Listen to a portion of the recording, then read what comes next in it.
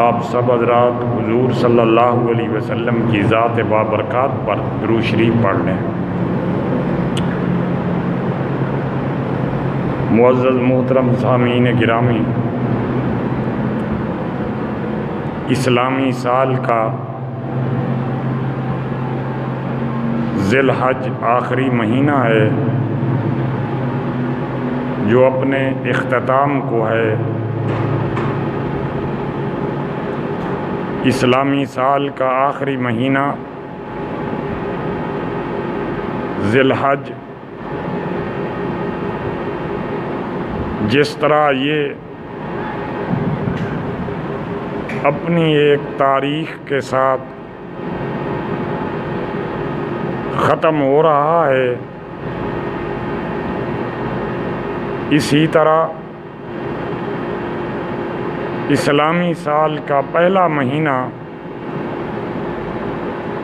محرم الحرام وہ بھی اپنی قربانیوں کے ساتھ شروع ہو رہا ہے۔ ذی الحج ختم ہو رہا ہے، اس کے اندر بھی قربانیاں ہیں۔ محرم شروع ہو رہا ہے، اس کے اندر بھی قربانیاں ہیں۔ گویا کہ اہل ایمان کو یوں بیدار کیا گیا ہے کہ اللہ رب العالمین دین اسلام کو، دین اسلام کے احیاء اور بقا کو اللہ نے قربانیوں کے ساتھ جوڑا ہے۔ سابقہ 2 جمعوں کے اندر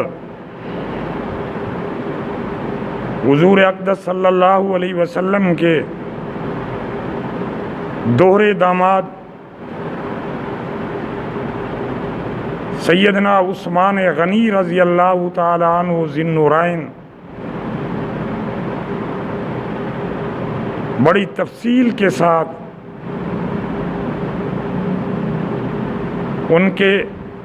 مفصل حالات کو بیان کیا گیا، دین اسلام کے لیے ان کی قربانیوں کو بیان کیا گیا۔ 18 ذی الحج ہر سال اہل سنت والجماعت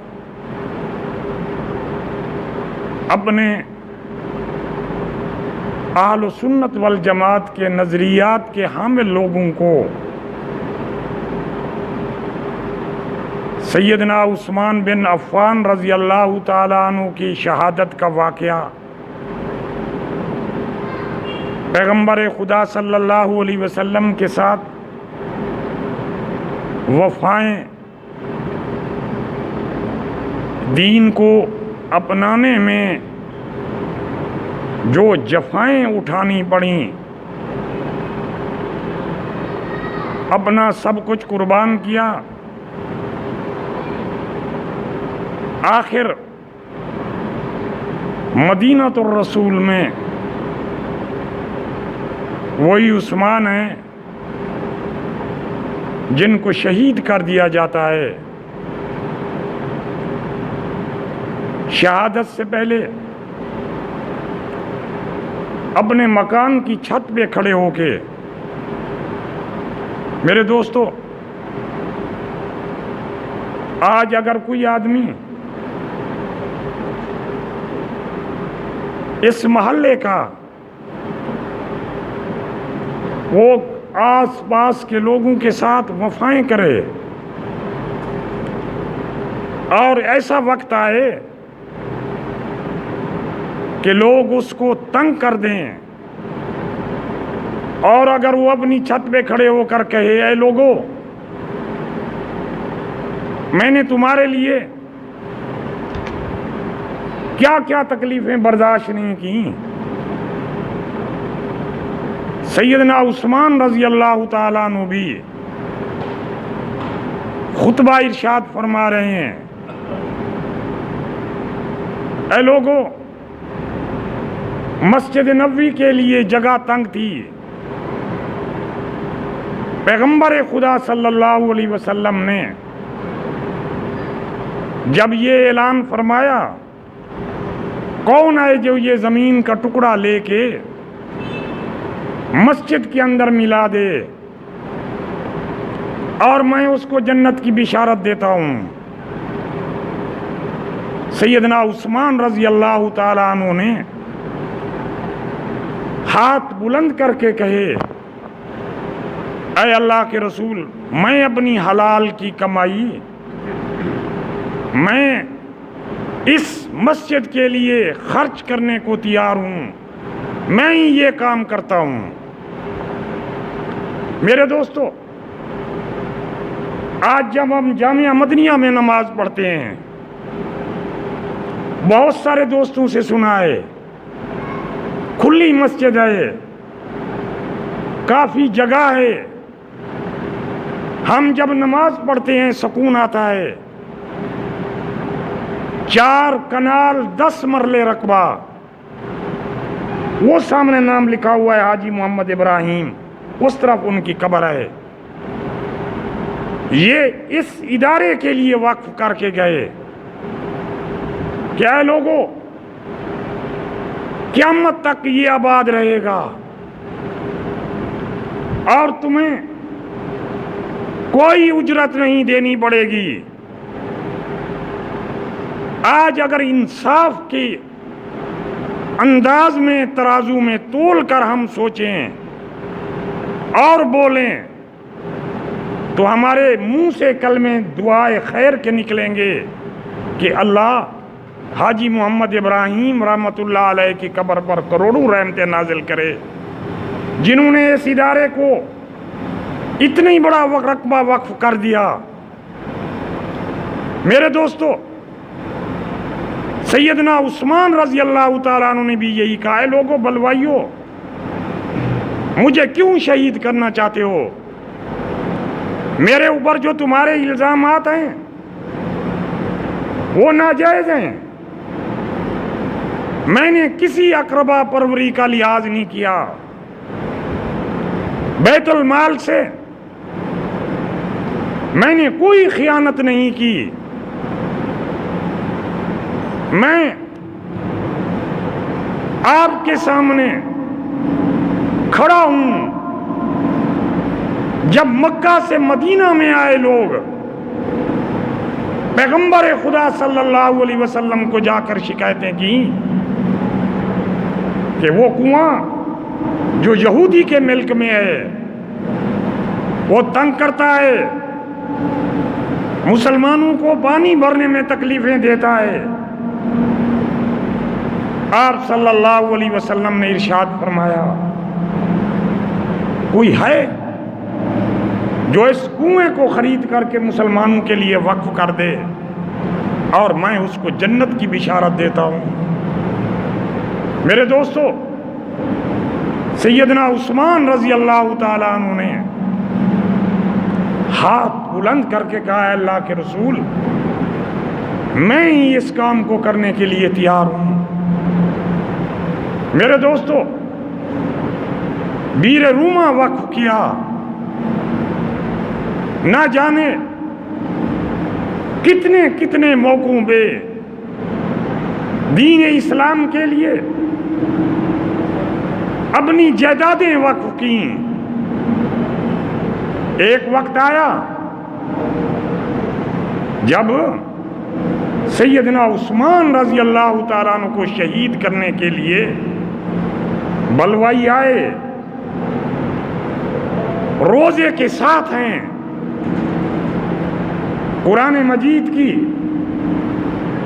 آیات کی تلاوت کر رہے ہیں، وہ خون آلودہ قرآن شریف آج بھی مکہ اور مدینہ کی لائبریریوں میں موجود ہے۔ فَسَيَكْفِيكَهُمُ اللَّهُ وَهُوَ السَّمِيعُ الْعَلِيمُ، جب شہید کیا گیا خون کے قطرے قرآن پاک کے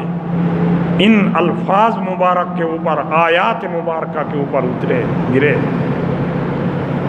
تو میرے دوستو، ذی الحج کا مہینہ، 10 ذی الحج کو باپ بیٹا دونوں نبی قربانی، 18 ذی الحج کو سیدنا عثمان رضی اللہ تعالیٰ عنہ کی قربانی، پیچھے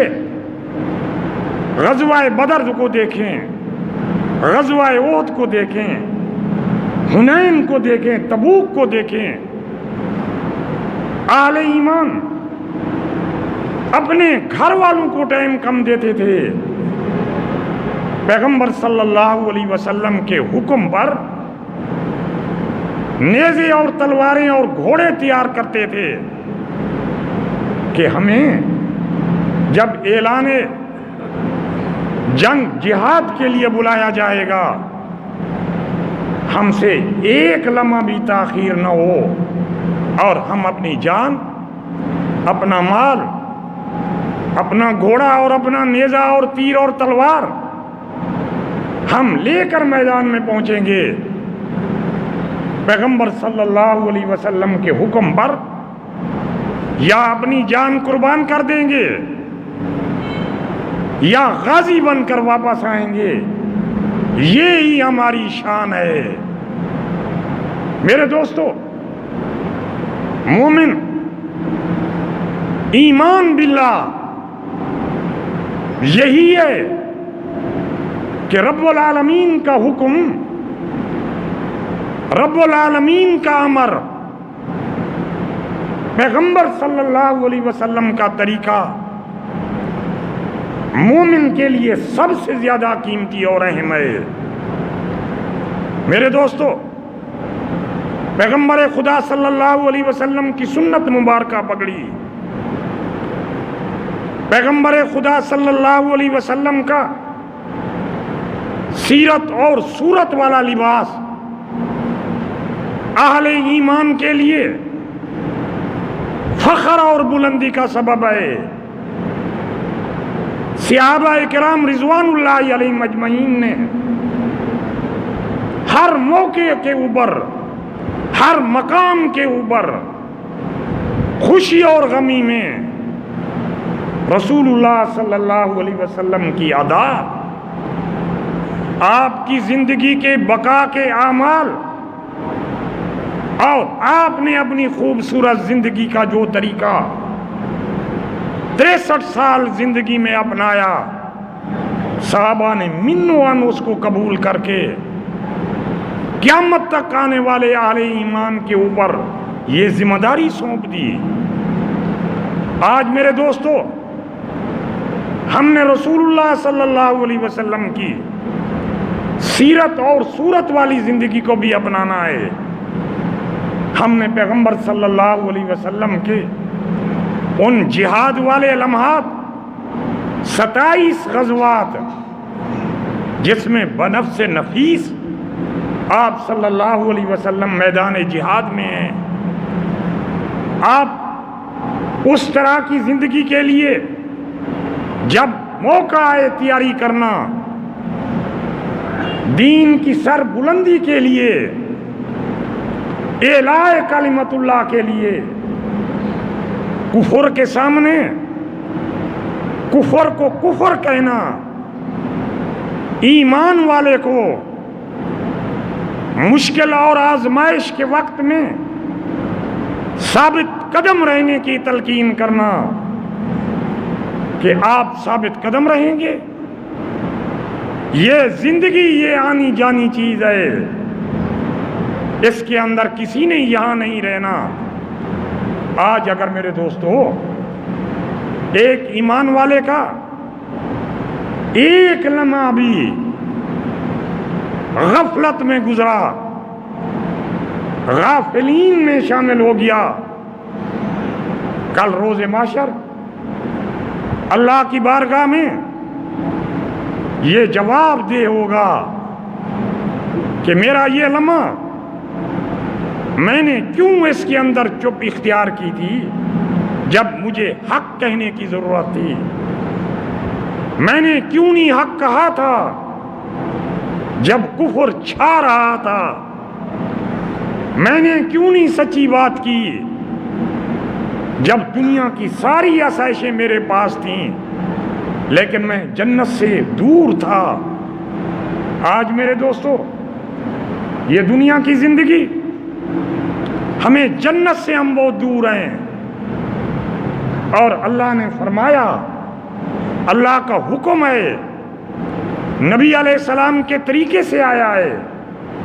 کہ ایمان والے کی ادھر موت، ادھر جنت میں اس کو اس کا ٹھکانہ دکھا دیا جاتا ہے کہ تو نے تکلیفیں برداشت کی، آزمائشیں برداشت کی، مشکلات میں وقت گزارا،